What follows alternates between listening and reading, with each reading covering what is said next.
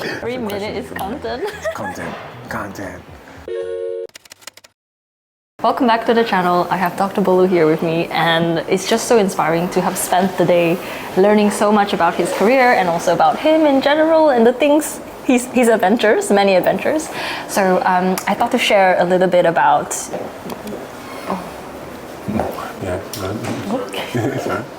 I thought we were going to get kicked off. I just thought to share a little bit about Dr. Bolu's journey, and also, if you don't already know, he's on TikTok, Instagram, and he has a YouTube channel. Do you want to introduce yours? Yeah, links everywhere. Yeah. You can do your own research and just watch all of his content. But what we want to know is, how did you get into the vet career and TV? Okay, so, okay. Just a brief rundown. I know, really nice introduction. We spent so much time together, which is amazing. We had an amazing time together. Yeah. And, okay, cool. So how did I get into vet stuff? Let me just do it that way, because right now I'm a locum vet. I do social media, so stuff like YouTube, TikTok, Instagram.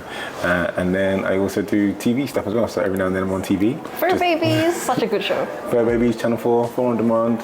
Watch it if you can. And also did Blue Peter last week. Yes, Blue Peter, yeah, how's that? Yeah. Amazing. So Blue Peter, I don't know how to explain it for people that aren't in the UK, but it's like a kids variety show, like an arts and crafts show. And you learn so much and all that sort of stuff. So I got to go on there and teach kids how to bath a dog and how to bond with dogs and this sort of stuff. So it's super cool. But yeah, anyway. So how I got into being a vet? Well, I always knew I wanted to be a vet, and then that was like from the age of 5 or so. Like my first word was dog, and then Are you sure? my mum said so. And so I knew I wanted to be a vet, and then by the time I was like 8, I kind of looked at what you need to do to get into vet school, and to get into vet school, I was looking at Liverpool, so I needed lots of work experience. So I got loads of this work experience working in kennels, catteries, and animal shelter.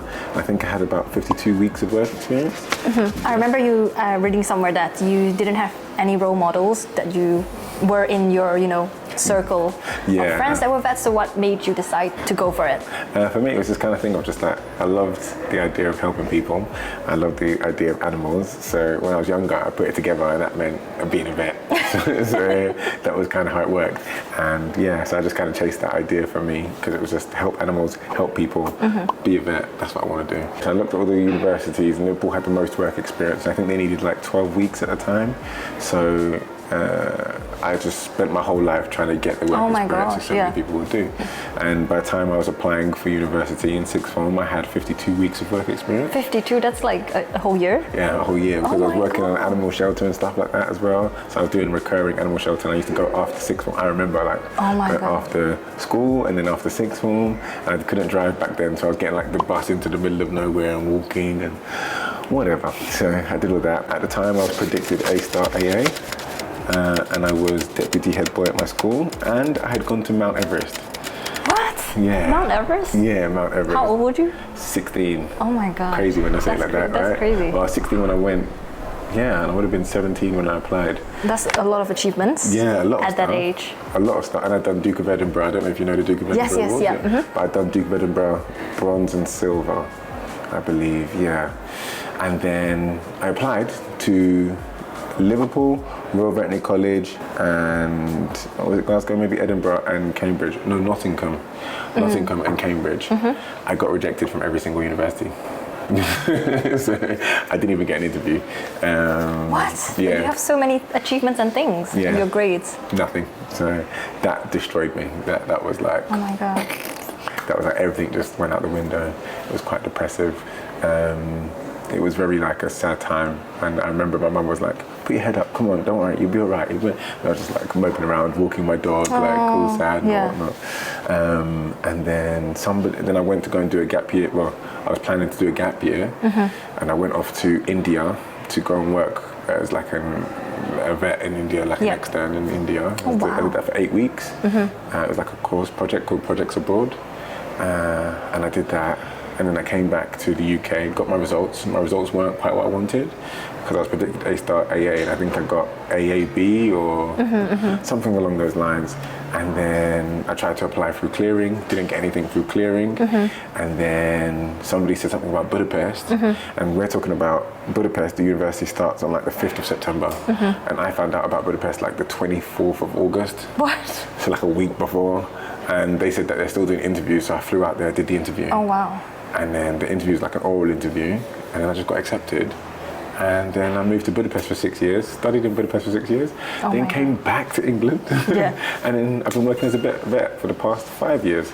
And for the past 3 years, I've been doing social media, TV and stuff. So. Oh my goodness, that is just...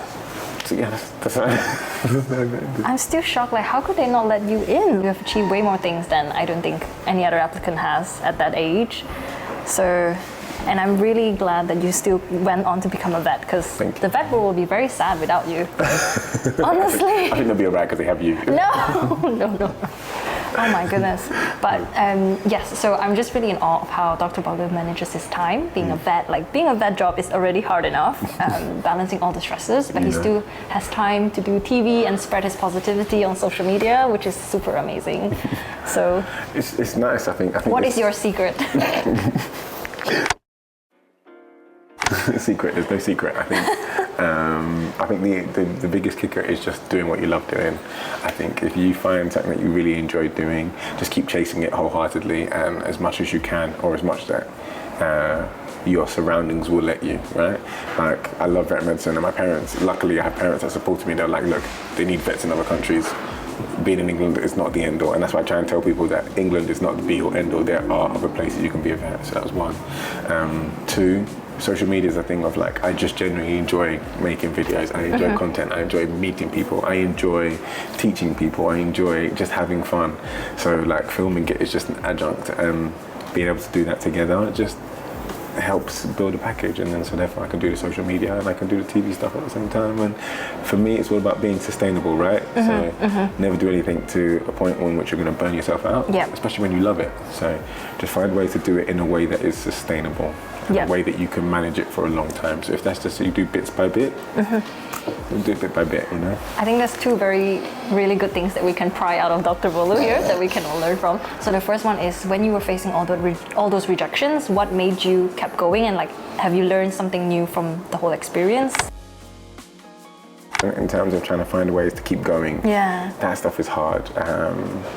For me, like, no, it's not the same for everybody, but my religion is a big crux on me. So having faith and just knowing that I can pull through the hardest of times because I have a higher being that's on my side, that helps me a lot. But even if you took that aside and you're not necessarily religious or whatever, a support system is a lot. And I know a lot of people in the hard situations where they don't have a support system. I'm very lucky enough to have people around me who truly care about me and lean on me and know my true dreams, and so they're there to support me, right? So my parents, I can always feed back with them.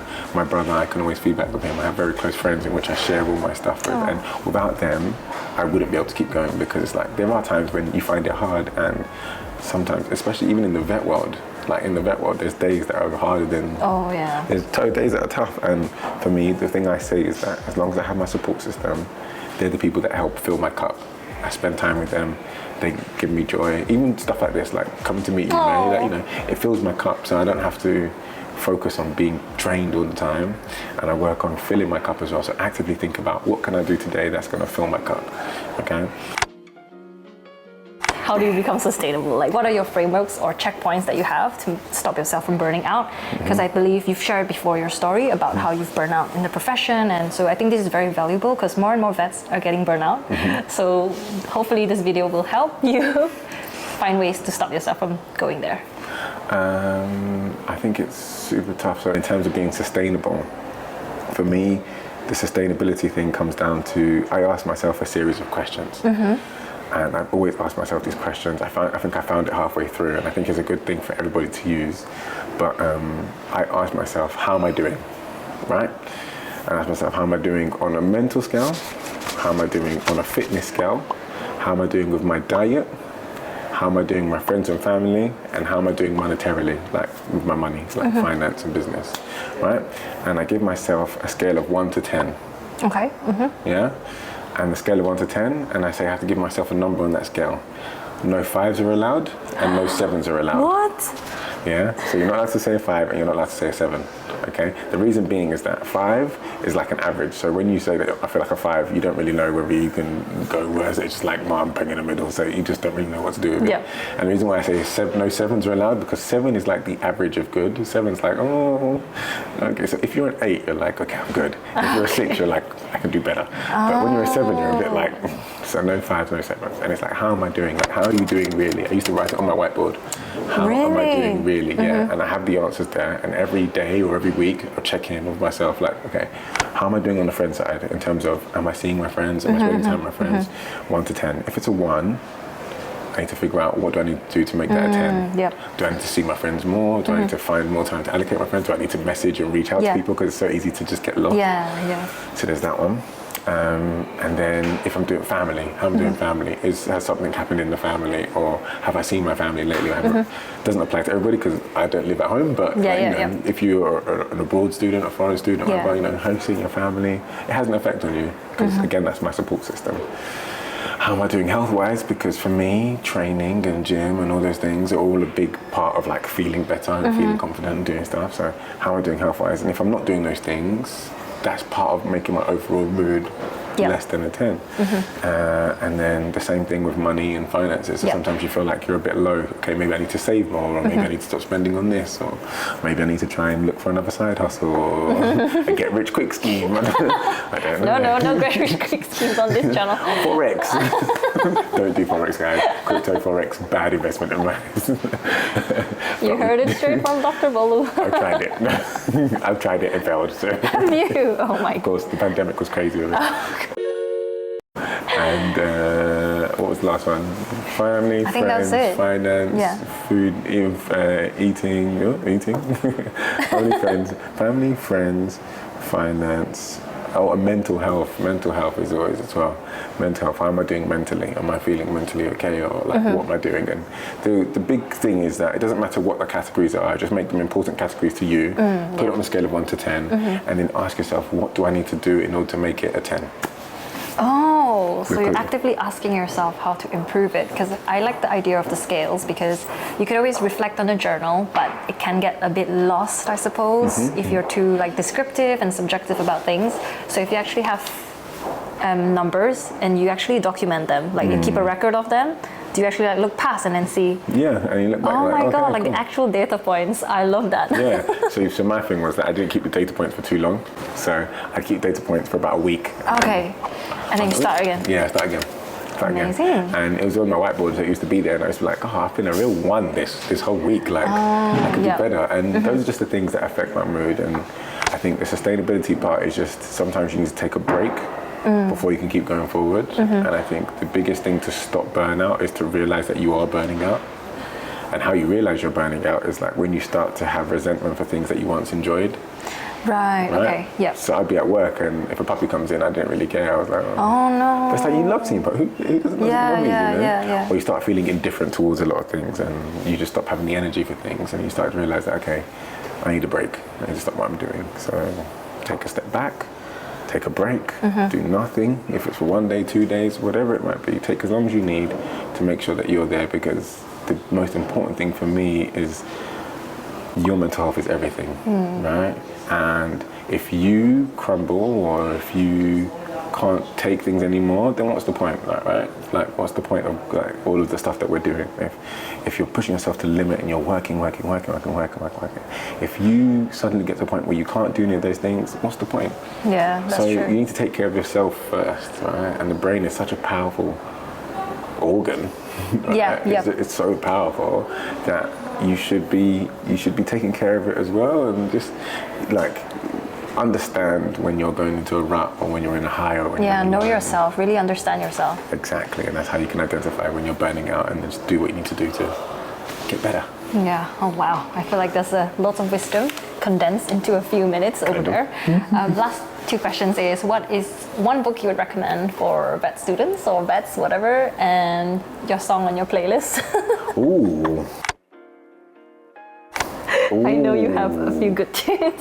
Whoa, it depends on the mood. I have a playlist for every different mood. Oh, wow. Like I have playlists for studying, I have playlists when I'm in the gym, I have a playlist called like Dark Place when I want to get to a dark place and like really like, Okay. it's usually when I'm in the gym, like all these things. Oh, come up. yeah.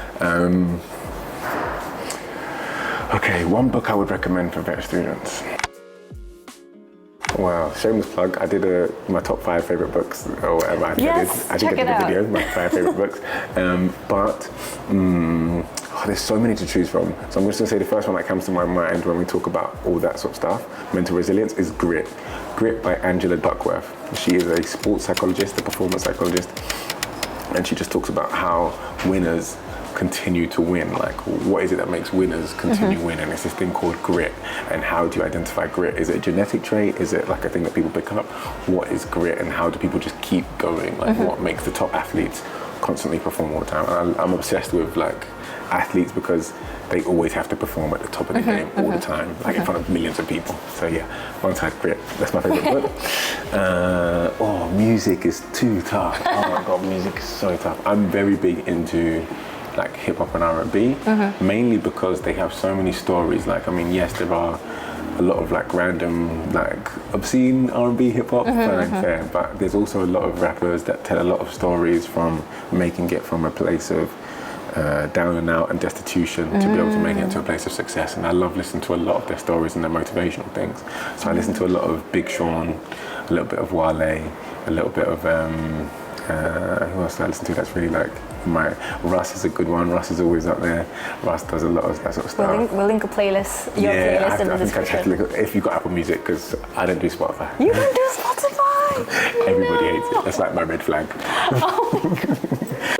Well, thank you so much for spending the time with us today. Any more plugs did you want to share about? No shameless plugs. I've got no more plugs. I will list all of the shows that Dr. Bolu is in, and you should definitely check them out. That sounds kind of crazy when you say that. Okay, that's actually too many shows, so I'll just list the most 2 recent ones because there's not enough character limit in the description box. Anyway, thank you so much, and see you again sometime. Hopefully. Maybe. Thank you so much for having me. Bye. Okay. Ooh.